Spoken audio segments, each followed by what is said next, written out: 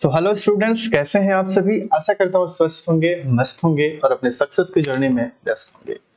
तो दोस्तों, स्वागत है आप सभी का एक नए एपिसोड में, एक नए लेक्चर में। और आज के इस एपिसोड में हम लोग डिस्कस करने वाले हैं parametric and non parametric test के बारे में। ठीक, इससे पहले वाले एपिसोड में हम लोगों ने स्टैटिस्टिक्स के बारे में अच्छे से डिस्कस कर लिया है। ठीक है, सो आज का एपिसोड जो है हमारा parametric and non parametric test को एक्सप्लोर करेंगे इसके अंतर्गत, और हम लोग डिस्कस करेंगे कि इसकी इंपॉर्टेंस रिसर्च में क्या होती है और नेट एग्जाम में यहाँ से किस किस तरीके से और कौन कौन तरीके से टॉपिक्स आते हैं, और कौन कौन सी पैरामेट्रिक इन नॉन पैरामेट्रिक्स के अजम्पशंस होते हैं जो कि एक मेजर रोल प्ले करते हैं इन दोनों को समझने के लिए, डिफरेंशिएट करने के लिए। ठीक है, तो चलिए आगे बढ़ते हैं। और इस एपिसोड में हम लोगों को डिस्कस करना है बहुत सारी टॉपिक्स। तो गाइस, अगर आप इस चैनल पे नए हैं तो कोच नीतीश कुमार चैनल को सब्सक्राइब करके अपना प्यार बनाइएगा और दोस्तों के पास शेयर कर दीजिएगा, क्योंकि ये चैनल अभी देख रहे हैं आप बहुत ही छोटा है, आपके प्यार की जरूरत है। इस चैनल पे आपको ऑल अबाउट साइकोलॉजी से रिलेटेड वीडियो लेक्चर्स देखने को मिलेंगे, कंटेंट देखने को मिलेंगे, टिप्स एंड ट्रिक्स देखने को मिलेंगे, और जो कि आपको काफी हेल्पफुल साबित होंगे, यानी कि काफी हेल्पफुल होंगे अबाउट नेट साइकोलॉजी। ठीक है, तो सब्सक्राइब कर दीजिए चैनल को, वीडियो को लाइक कर दीजिए, और मुझे सोशल मीडिया पे जुड़ना चाहते हैं, मुझे coach Nitish Kumar handle name से आप मुझे किसी भी सोशल मीडिया साइट पे फॉलो कर सकते हैं। तो चलिए, और इस एपिसोड में हम लोग आगे बढ़ते हैं और इसमें डिस्कस करेंगे हमारा जो टॉपिक है parametric test, non parametric test. Parametric test versus non parametric test, इन दोनों में क्या मतलब अंतर होता है और इनका कंपैरिजन करेंगे हम लोग। ठीक, इसकी डेफिनेशंस क्या होती हैं, definitions of parametric test and definition of non parametric test, examples of parametric test and non parametric test क्या क्या होते हैं। और कभी कभी क्या होता है ना, ऐसे इतना इंपॉर्टेंट टॉपिक है स्टैटिस्टिक्स के अंतर्गत कि एग्जाम्पल से क्वेश्चंस आ जाते हैं। ठीक है, एग्जाम्पल से क्वेश्चंस आ जाते हैं और डायरेक्ट एग्जाम्पल से क्वेश्चन पूछते हैं। ठीक, और इसके अजम्पशन को भी तो हम लोग डिस्कस करेंगे ही। ठीक, तो ये हमारा आपका रहा लेक्चर ओवरव्यू, जिसके अंतर्गत आपको इतनी सारे टॉपिक्स को सीखने को मिलेगा आज के इस एपिसोड में इन डेप्थ। ठीक है, सो इस एपिसोड में मैं कहूंगा कि आप मतलब कि एंड तक बने रहिएगा। ठीक, और कोई भी डाउट होता है तो आप कमेंट बॉक्स में कमेंट कर लीजिएगा, क्योंकि नेक्स्ट एपिसोड में उस डाउट को हम लोग जरूर कवर कर लेंगे। ठीक है गाइस, तो चलिए आगे बढ़ते हैं और डिस्कस करते हैं हम लोग पहले नंबर पे definition of parametric test. What's the definition of parametric test? So parametric test are statistical test. एक स्टैटिस्टिकल टेस्ट होता है that assume that the data follows a particular distribution such as normal distribution. यानी कि हमारी जो parametric test होता है, इसमें जो डेटा का डिस्ट्रीब्यूशन होता है वो किसी विशेष तरीके से किया जाता है, जैसे नॉर्मल डिस्ट्रीब्यूशन। जैसा कि अभी हम लोगों ने एनपीसी के बारे में डिस्कस किया है पिछले एपिसोड में। NPC normal probability curve, normal probability curve के अंतर्गत ही हम लोग नॉर्मल डिस्ट्रीब्यूशन को डिटेल में समझते हैं कि कैसे नॉर्मल डिस्ट्रीब्यूशन को के अंतर्गत डेटा को डिस्ट्रीब्यूट किया जाता है। ठीक है, these tests are based on population parameters। ठीक है, यानी कि ये जो डेटा होता है पॉपुलेशन बेस्ड होता है। ठीक, mean standard and deviation like. ठीक है, सो इसके अंतर्गत पॉपुलेशन पैरामीटर्स के अंतर्गत जैसे मीन आ जाता है, स्टैंडर्ड डेविएशन आ जाता है, ये इन दोनों पे ही बेस्ड होता है आपका पैरामीटर। एक्चुअली अगर आप ये मान के चलिए पैरामेट्रिक टेस्ट जो होता है पैरामीटर्स पे ही बेस्ड होता है, लाइक मीन और स्टैंडर्ड डेविएशन। ठीक है गाइस, सो ये यहाँ पे एक शब्द आ रहा है आपका पैरामीटर और दूसरा शब्द आ रहा है स्टैटिस्टिक्स। ठीक है, तो पहले नंबर पे हम लोग पैरामीटर्स को समझते हैं। तो पैरामीटर्स क्या है गाइस? पैरामीटर्स को एक्चुअली किया जाता है कि any permanent characteristics of the entire population, यानी कि कोई भी कैरेक्टरिस्टिक्स एक इंटायर पॉपुलेशन पे की, जैसे होती है ना कि कोई रिसर्चर्स जो है रिसर्च करना चाहते हैं किसी भी चीज के ऊपर, तो उसकी क्या होगा कि एक इंटायर पॉपुलेशन होगी। सो उस इंटायर पॉपुलेशन की कोई तो कैरेक्टरिस्टिक्स होगी, कैरेक्टरिस्टिक्स को हम क्या कह देते हैं, पैरामीटर होते हैं, और बेस्ड ऑन होल पॉपुलेशन, यानी पैरामीटर जो होता है होल पॉपुलेशन पे बेस्ड रहता है। जैसे मान के चलिए researchers want to study IQ, okay, IQ the whole students. ठीक, ऑल ओवर इंडिया हम कह सकते हैं, ऑल ओवर यूनिवर्सिटी कह सकते हैं, ऑल ओवर कॉलेज कह सकते हैं। मान के चलिए कि रिसर्चर्स उस चीज को स्टडी करना चाहते हैं, पर और वहां पे ये पाते हैं कि average IQ of students all over India, ठीक है, 105 है, 105।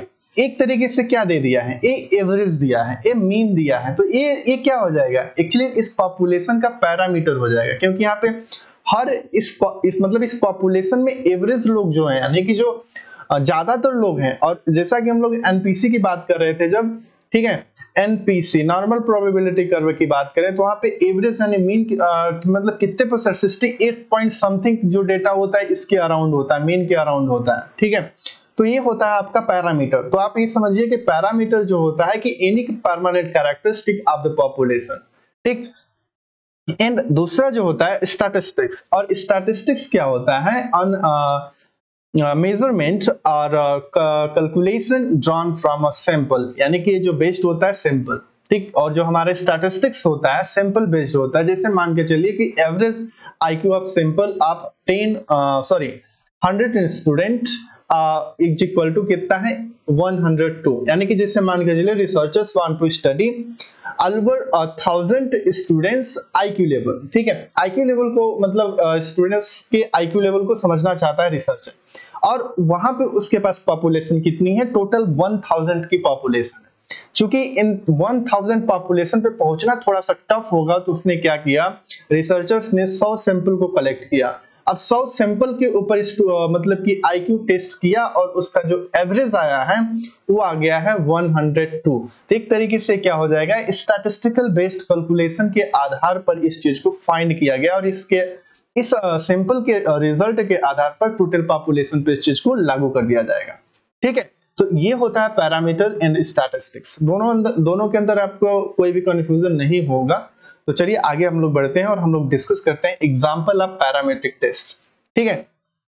तो ये बहुत सारे टाइप्स के होते हैं, लाइक टी टेस्ट, ठीक है। आगे हम लोग नेक्स्ट एपिसोड टी टेस्ट के वाले पर ही करने वाले हैं, क्योंकि बहुत ही इंपॉर्टेंट टॉपिक है आपका पैरामीट्रिक टेस्ट में। पैरामीट्रिक टेस्ट में तीनों बहुत ही इंपॉर्टेंट, लगभग सभी इंपॉर्टेंट है इसके अंतर्गत, यहाँ से हर बार क्वेश्चन देखने को मिलते हैं। और टी टेस्ट आपके भी 3 प्रकार के होते हैं। पहला होता है इंडिपेंडेंट सैंपल टी टेस्ट, दूसरा होता है पेयर्ड सैंपल टी टेस्ट, और तीसरा होता है वन सैंपल टी टेस्ट। आपके टी टेस्ट के 3 टाइप्स होते हैं जो कि अक्सर देखे जाते हैं, ठीक है। और दूसरा होता है, इसका एग्जाम्पल आपका आ जाता है जेड टेस्ट। तीसरा आता है अनोवा टेस्ट, यानी कि एनालिसिस ऑफ वेरिएंस, ठीक। इसके अंतर्गत 2 टाइप्स देखने को मिलते हैं, 1 वे अनोवा हो जाता है, 2 वे अनोवा हो जाता है। इसके बारे में हम लोग डिटेल में लेक्चर करेंगे, आप डोंट वरी। ये सारे टॉपिक्स इतने इंपॉर्टेंट हैं, हम इनको चाह करके भी मिस नहीं कर सकते हैं। तो Z T test, Z test, ANOVA test, इन सब के बारे में भी हम लोग डिस्कस करेंगे, ठीक है। और नेक्स्ट आपका है पियर्सन कोरिलेशन, आपका है रिग्रेशन एनालिसिस, एंड एक लास्ट जो होता है एम अनोवा होता है, जिसे मल्टीवेरिएट अनोवा कहते हैं। इन सभी के बारे में हम लोग लेक्चर करेंगे, डिटेल में डिस्कस करेंगे कि क्या होता है और किन किन फंडामेंटल्स को फॉलो करते हैं, और इनका क्या क्या असम्पशंस होते हैं जो कि टेस्ट को कंडक्ट और उसको एग्जीक्यूट करने में एक रोल प्ले करते हैं, ठीक है। तो ये एग्जाम्पल होते हैं आपको, इसको एग्जाम में मतलब पूछा जाता है, आप डायरेक्ट कभी कभी पूछ दिया जाता है कि आपका पैरामेट्रिक टेस्ट का एग्जाम्पल कौन सा है, कुछ कुछ ऑप्शंस दे दिए जाएंगे आपको। तो और वहां पे मान के चलिए टी टेस्ट वहां पे आपको दिया है, ठीक है। तो यहाँ पे आंसर आपका क्या हो जाएगा, टी टेस्ट। इस तरीके से भी एग्जाम में क्वेश्चंस देखने को मिलते हैं, तो आप इनको रट लीजिएगा, ठीक है। T test, Z test, ANOVA test, आपका Pearson correlation, regression analysis, MANOVA जो होता है मल्टीवेरिएट अनोवा जिसे हम कहते हैं, ये किसके एग्जाम्पल हैं, आपके हैं किसके, पैरामेट्रिक टेस्ट के एग्जाम्पल हैं, ठीक है। और अगर हम बात करते हैं पैरामेट्रिक के असम्पशन की, तो इसके कुछ अवधारणाएं होती हैं जो कि फॉलो करके चलता है पैरामेट्रिक हमेशा। तो इस चीज को समझते हैं। तो पहली असम्पशन से है नॉर्मेलिटी, ठीक है। पैरामेट्रिक की पहली असम्पशन जो है वो नॉर्मेलिटी, ये हमेशा जो होता है नॉर्मल डिस्ट्रीब्यूशन को फॉलो करता है, ठीक। इसमें जो डेटा होता है हमेशा नॉर्मल डिस्ट्रीब्यूशन को ही फॉलो करता है। अब ये नॉर्मल डिस्ट्रीब्यूशन क्या है, तो इस चीज को हम लोग थोड़ा सा डिस्कस करते हैं, ठीक है। सो नॉर्मल डिस्ट्रीब्यूट में एक तरीके से क्या किया जाता है, नॉर्मल डिस्ट्रीब्यूशन में डेटा को इस तरीके से डिस्ट्रीब्यूट किया जाता है कि ये दोनों साइड में इक्वल हो, ठीक है। इसको जैसे नॉर्मल प्रोबेबिलिटी कर्व से हम लोग इसको समझ सकते हैं। ये मान के चलिए आपके नॉर्मल प्रोबेबिलिटी कर्व, ठीक, इस तरीके से, ठीक। तो इसके कुछ चीजें होती हैं, यहाँ पे हमेशा सेंटर में क्या आता है, मीन, मोड एंड मीडियन जो होते हैं सेंटर में आते हैं। तो इसके अंतर्गत क्या होता है, मान के चलिए मीन हो गया आपका, ठीक। Mean is equal to median is equal to mode. ये आपके क्या होते हैं, तीनों सेंटर में ही होते हैं और इक्वल होते हैं, ठीक। सॉरी थोड़ी सी जो लाइनिंग है डिसबैलेंस हो रही है। तो मीन, मोड और मीडियन जो होते हैं ये दोनों एक तरीके से इक्वल होते हैं, यानी कि एक तरीके से मिरर की तरह। जैसे मान के चलिए सामने मिरर है, अगर आप इस पेन को इसके अंतर्गत रखेंगे, जैसा लेफ्ट साइड दिखेगा वैसे ही राइट साइड में दिखेगा। ठीक है, तो ये पहली मतलब ये होती है कि जो डेटा का डिस्ट्रीब्यूशन होता है वो हमेशा किस पे होता है, मीन और मीडियन एंड मोड के मतलब सेंटर में ही होता है, और ज्यादातर डेटा इसी के एवरेज में होता है। ठीक है, जैसे मान के चलिए यहाँ पे स्टैंडर्ड डेविएशन, जैसे मान के चलिए किसी रिसर्चर्स ने स्टडी किया है और वहां पे मान के चलिए जो उसका मीन दिया है 100 दिया है। ठीक, यानी कि म्यू जो दिया है, म्यू की वैल्यू कितनी दी है 100, और सिग्मा की वैल्यू दिया है 10। म्यू इज इक्वल टू 100 और सिग्मा की वैल्यू 10 दिया है। तो यहाँ पे जो म्यू है वो आपका क्या है, यहाँ पे ये मीन को प्रेजेंट कर रहा है। तो मीन कहाँ होता है हमारा, हमेशा हमारा कहाँ होता है, मीन जो होता है सेंटर में होता है। अगर स्टैंडर्ड डेविएशन मान लीजिए कि 10 दिया है यहाँ पे, तो हम प्लस -1 एंड +1 की वैल्यू पे अगर देखेंगे स्टैंडर्ड डेविएशन 1 पे, तो ये कितना आ जाएगा, यहाँ पे वैल्यू जो हो जाएगी ये आपकी आ जाएगी 110 और ये आपकी वैल्यू आ जाएगी 90। ठीक है, तो यानी कि 60 ये एरिया जितना होता है हमारा 68 पॉइंट समथिंग होता है। ठीक है, 68% जो डेटा इन दोनों के अंतर्गत ही आ जाता है। यानी कि यह कहना है कि जो टोटल पॉपुलेशन है, जो टोटल ऑब्जर्वेशन है, उसमें 68% जो डेटा है उनकी जो वैल्यू है, आईक्यू स्कोर की जो वैल्यू है वो कितनी होगी, आपके मान के चलिए 90 से 110 के बीच में ही होगी। तो ये एक तरीके से नॉर्मल डिस्ट्रीब्यूशन की कैरेक्टरिस्टिक्स हो जाती हैं। और दूसरा इसका मतलब ये होता है कि जो नॉर्मल डिस्ट्रीब्यूशन होता है सिमेट्रिकल होता है, सिमेट्रिकल होता है, यानी कि दोनों साइड में क्या होता है, इक्वल डिस्ट्रीब्यूटेड होता है। यानी जो डेटा आपको प्लस साइड में दिखेगा वो माइनस साइड में दिखेगा। ठीक है, ठीक, और इसकी जो मीन मीडियन जो होता है इक्वल होता है, सिमेट्रिकल होता है, और ये बेल शेप्ड कर्व होता है। किसके साथ, बेल शेप्ड। आपके एक घंटे की आकार का ये शेप दिख रहा होगा। आप ये नोटिस करें कि मैं कभी भी एक्स एक्सेस को टेल को नहीं टच करा रहा हूँ। तो इसके बेसिक कैरेक्टरिस्टिक्स है कि जो जैसे जैसे हम स्टैंडर्ड डेविएशन की तरफ आगे बढ़ते हैं, वैसे वैसे डेटा जो इसकी टेल होती है वो बढ़ती चली जाती है, फिर कभी भी एक्स एक्सिस को टच नहीं करती है। इसकी कैरेक्टरिस्टिक्स होती है। ये एक्सेस को टच क्यों नहीं करती, क्योंकि ये माइनस इनफाइनाइट तक जाती है। इसका पीडीएफ फार्मूला से हम लोगों ने पिछले एपिसोड में इस चीज को डिस्कस किया था, और ये प्लस इनफाइनाइट तक चली जाती है, लेकिन कभी भी पतली होती चली जाएगी, लेकिन कभी भी ये आपकी एक्सेस को ये टच नहीं करेगी। तो ये इसके मतलब बेसिक कैरेक्टरिस्टिक्स होती हैं। जैसे मान के चलिए -2 सिग्मा हो जाएगा यहाँ पे, और ये -3 सिग्मा हो जाएगा।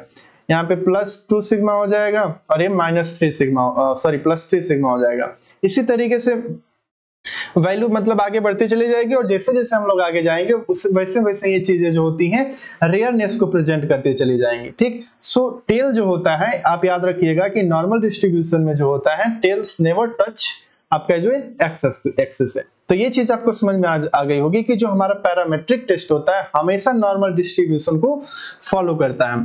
ठीक, हमेशा नॉर्मल डिस्ट्रीब्यूशन को फॉलो करता है। तो इसमें कोई डाउट आपको नहीं होना चाहिए। अगर आपको डाउट है तो नॉर्मल डिस्ट्रीब्यूशन कर्व यानी कि एनपीसी जो होता है, आप इसको नॉर्मल प्रोबेबिलिटी कर्व जो होता है एनपीसी, आप वहां पे जाइए, सारी चीजों को अच्छे से डिस्कस करिए और इसको मैंने कर लिया, आप इसको समझ लीजिए। ठीक है, तो ये होता है। सो नॉर्मल पैरामेट्रिक टेस्ट जो होता है हमेशा नॉर्मेलिटी को फॉलो करता है। ठीक, यानी कि नॉर्मल डिस्ट्रीब्यूशन को फॉलो करता है।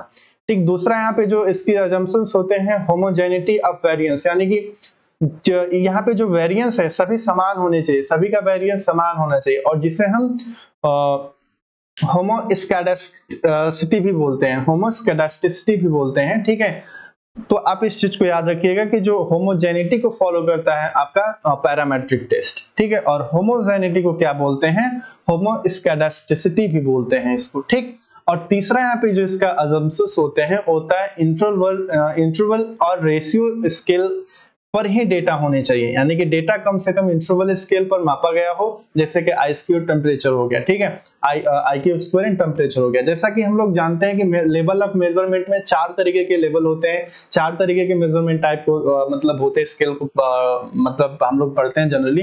पहला यहाँ पे आपका दिया है इंटरवल स्केल हो जाता है, दूसरा रेशियो हो जाता है। अब मान के चले तीसरा अगर बात करें तो नॉमिनल स्केल आ जाता है, नॉमिनल, और चौथा की हम बात करते हैं तो ऑर्डिनल। आपके स्केल के टाइप्स होते हैं, तो इसके बारे में भी डिटेल लेक्चर हम लोगों ने कर लिया है, ठीक है। तो पुराना लेक्चर है, आप उस पे देख सकते हैं यूट्यूब पे। अगर आपको नया न्यू अपडेटेड लेक्चर चाहिए तो कमेंट बॉक्स में सिंपली आप कमेंट कर दीजिए कि sir I want new lecture about scale, ठीक है। तो हम लोग वहां पे चारों स्केल को डीप में अच्छे से डिस्कस कर लेंगे और वहां पे और भी अच्छे तरीके से कॉन्सेप्ट को क्लियर करा देंगे, ठीक है। जिसके अंतर्गत हम लोग डिस्कस कर लेंगे आपका interval, ratio and nominal and ordinal. तो याद रखिएगा कि पैरामेट्रिक टेस्ट जो होता है वो हमेशा इंटरवल और रेशियो स्केल को फॉलो करता है, ना कि नॉमिनल और ऑर्डिनल, ठीक है। और तीसरा है चौथा जो यहाँ पे अजम्पशन है इसका, इंडिपेंडेंस ऑफ ऑब्जर्वेशन, यानी कि सभी ऑब्जर्वेशन स्वतंत्र होने चाहिए, यानी कि इंडिपेंडेंट होने चाहिए। इस चीज को भी आप याद रखिएगा, ये मेमोरेबल पॉइंट है सर, इसे पैरामेट्रिक टेस्ट के मेमोरेबल पॉइंट है। और नो सिग्निफिकेंट आउटलेयर्स, आउटलेयर्स बहुत ज्यादा नहीं होना चाहिए क्योंकि यह मीन को प्रभावित कर देता है, ठीक है। आउटलेयर्स का मतलब यह है कि कोई भी मतलब रेयर जो वैल्यू है, ठीक है, वो चीज यहाँ पे ज्यादा नहीं होनी चाहिए, ज्यादा वैल्यू बाहर नहीं होनी चाहिए, नहीं तो ये मीन को प्रभावित कर देगा, ठीक। तो ये रहे आपके पैरामेट्रिक के टेस्ट के अजम्पशंस, ठीक है, ये अवधारणा है जिसको फॉलो करता है। तो इस चीज को आप याद रखिएगा, ठीक है। कभी कभी डायरेक्ट क्वेश्चन यहाँ से आ जाते हैं। जब हम लोग प्रैक्टिस सेट करेंगे, प्रैक्टिस करेंगे इन सारे टॉपिक्स से रिलेटेड एमसीक्यूज को, तो वहां पे हम लोग देखेंगे कि यहाँ से कैसे कैसे डिफरेंट टाइप्स के आपके एमसीक्यूज को पूछा जाता है, ठीक है। अब हम लोग डिस्कस करेंगे non parametric test. Non parametric test में जो होता है गाइस, कुछ चीजें होती हैं इसके जस्ट अपोजिट होती हैं। तो चलिए डेफिनेशन हम लोग पहले नंबर पे समझ लेते हैं। सो नॉन पैरामेट्रिक टेस्ट ऐसे सांख्यिकी परीक्षण होते हैं जो किसी विशेष डिस्ट्रीब्यूशन की मान्यता पर निर्भर नहीं करते हैं। जिस तरीके से हम लोगों ने पैरामेट्रिक टेस्ट में डिस्कस किया था कि पैरामेट्रिक टेस्ट जो होता है नॉर्मल डिस्ट्रीब्यूशन पे फॉलो करता है, नॉर्मल डिस्ट्रीब्यूशन को फॉलो करता है, बट नॉन पैरामेट्रिक टेस्ट में ऐसा कुछ नहीं है। Non parametric test are statistical test that do not rely on the assumptions of particular distribution, यानी पर्टिकुलर डिस्ट्रीब्यूशन पे फॉलो मतलब नहीं करता है। ये टेस्ट उन स्थितियों में उपयोगी होते हैं जब डेटा ऑर्डिनल और नॉमिनल स्केल पर होता है। अभी आ गई बात ना, अभी हम लोगों ने स्केल को समझा था। तो देखिए आपको स्केल को समझना बहुत ही इंपॉर्टेंट है, समझना बहुत ही जरूरी है आपको यहाँ। और नॉन पैरामेट्रिक टेस्ट जो होता है हमेशा ऑर्डिनल एंड नॉमिनल स्केल पर होता है, या जब डेटा नॉन नॉर्मल हो, यानी कि मतलब कि नॉन सामान्य हो। These tests are useful in a situation when the data is on an ordinal or nominal scale or when the data is non-normal। तो इस चीज को आप याद रखिएगा कि पैरामेट्रिक टेस्ट में जो होता है स्केल ऑर्डिनल या नॉमिनल होता है, ऑर्डिनल या नॉमिनल डेटा स्केल पर ही ये चीजें मतलब एग्जीक्यूट कराई जाती हैं। और यहाँ पे जो डेटा होता है नॉन नॉर्मल होता है और यहाँ पे जो नॉर्मल डिस्ट्रीब्यूशन को फॉलो नहीं करता है, किसी भी पर्टिकुलर डिस्ट्रीब्यूशन को फॉलो नहीं करता है, यानी कि यहाँ पे स्किप चलते हैं, ठीक है। और यहाँ पे अगर हम इसकी एग्जांपल की बात करते हैं तो एग्जांपल के अंतर्गत नॉन पैरामेट्रिक टेस्ट के अंतर्गत बहुत सारे इसके एग्जांपल आ जाते हैं। जैसे आ जाता है आपका साई स्क्वायर टेस्ट, ठीक है। इसको भी हम लोग डिटेल में डिस्कस करेंगे कि क्या होता है। जैसे इसके अंतर्गत दो कंसेप्ट आते हैं गाइस, जैसे कि गुडनेस ऑफ फिट टेस्ट और टेस्ट ऑफ इंडिपेंडेंस। ये दोनों कंसेप्ट को भी हम लोग डिस्कस करेंगे जब इसको डिटेल में डिस्कस करने लगेंगे। साई स्क्वायर टेस्ट एग्जाम्पल है, ठीक है, ये साई का आपका सिंबल है। और तीसरा है मान विटनी यू टेस्ट जिसे हम कहते हैं, ठीक, मान विटनी यू टेस्ट, जो कि एक अच्छा मतलब हम लोग इसको नेक्स्ट एपिसोड में एक डिटेल एंड कॉम्प्रिहेंसिव लेक्चर को करेंगे। और तीसरा जो इसके अंतर्गत एग्जांपल आता है विल्कॉक्सन, आपका आता है विल्कॉक्सन साइन रैंक टेस्ट, जो ठीक है। तो ये एग्जांपल है इसका, इस चीज को भी आप याद रखिएगा कि नॉन पैरामेट्रिक टेस्ट होता है विल्कॉक्सन साइन रैंक टेस्ट, ठीक है। नेक्स्ट है आपका Kruskal Wallis H test. Kruskal Wallis H test जो होता है यह भी एक तरीके से नॉन पैरामेट्रिक टेस्ट होता है। और नेक्स्ट जो होता है फ्रेडमैन टेस्ट जो कि ये भी नॉन पैरामेट्रिक टेस्ट होता है। नेक्स्ट है स्पेयरमैन्स रैंक कोरिलेशन, ठीक है, तो ये भी एक तरीके से नॉन पैरामेट्रिक टेस्ट होता है। स्पेयरमैन्स रैंक कोरिलेशन जो होता है नॉन पैरामेट्रिक टेस्ट का एग्जांपल है। और नेक्स्ट जो होता है गाइस कोलमोग्रोव स्मिर्नोव टेस्ट होता है, ठीक है। सो आप और लास्ट जो होता है साइन टेस्ट होता है, ठीक है। तो एक तरीके से क्या है, ये आपके नॉन पैरामेट्रिक टेस्ट के एग्जांपल हैं, ठीक है, जो कि बहुत इंपॉर्टेंट है। हम लोग इंडिपेंडेंट लेक्चर करेंगे, इसमें एक एक टॉपिक्स को एक्सप्लोर करेंगे, ठीक है गाइस। और अगर हम बात करते हैं थोड़ा सा इसके अजम्पशंस की, नॉन पैरामेट्रिक अजम्पशंस क्या लेकर के चलता है, कौन कौन सी धारणाओं को फॉलो करता है, तो नॉन पैरामेट्रिक में पहला अजम्पशंस जो है नो assumptions of normality, यानी कि इसके अंतर्गत किसी भी नॉर्मल डिस्ट्रीब्यूशन को फॉलो नहीं किया जाता है। डेटा को नॉर्मल डिस्ट्रीब्यूशन में होना जरूरी नहीं होता है, ठीक। कैन यूज ऑर्डिनल और नॉमिनल डेटा, इसमें जो स्केल होता है वो हमेशा ऑर्डिनल और नॉमिनल डेटा पे होता है, ठीक है, जिसमें हम रैंक या कैटेगरीज वाइज चीजों को मापते हैं।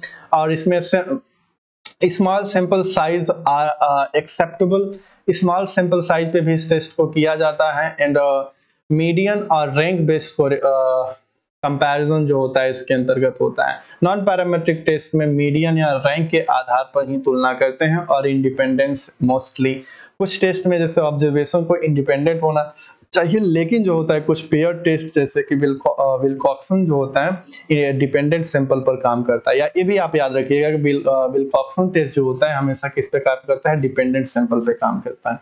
तो ये गाइस आपका रहा parametric and non parametric test. अब थोड़ा सा हम लोग इस लेक्चर को समराइज करते हैं और हम लोग अजम्पशंस को डिस्कस करते हैं, कंपेयर करते हैं parametric and non parametric test में।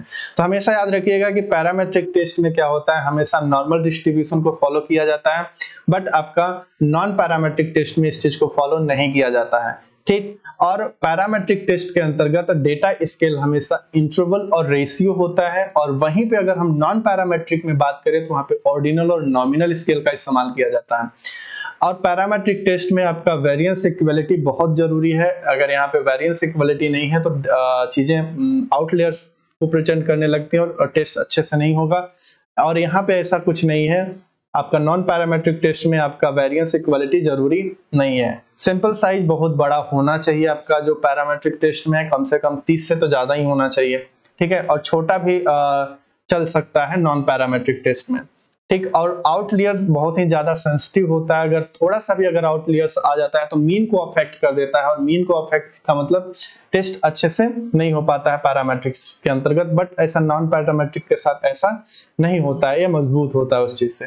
और टेस्ट स्टैटिस्टिक्स के अंतर्गत मीन पर आधारित होता है आपका हमारा पैरामेट्रिक टेस्ट, और जो हमारा नॉन पैरामेट्रिक टेस्ट होता है रैंक एंड मीडियन बेस पे आधारित होता है, ठीक है। तो ये चीजें हैं, आपको इन सारे फैक्ट को याद रखना है, कंपैरिजन को याद रखना है, ठीक है। सो आज का लेक्चर हमारा खत्म होता है और इस एपिसोड में हम लोगों ने बहुत सारे टॉपिक्स को मतलब कि डिस्कस किया है parametric and non parametric test से रिलेटेड, ठीक है। सो गाइस अगर आप कोच नहीं तो इसमें चैनल पर नए हैं तो चैनल को सब्सक्राइब करके अपना प्यार बनाइएगा, और चैनल को सब्सक्राइब कर दीजिएगा, वीडियो को भी लाइक कर दीजिएगा और दोस्तों के पास शेयर भी कर दीजिएगा। तो आज के इस एपिसोड में बस इतना ही रखते हैं गाइस, मिलते हैं नेक्स्ट एपिसोड में। Keep signing, bye bye.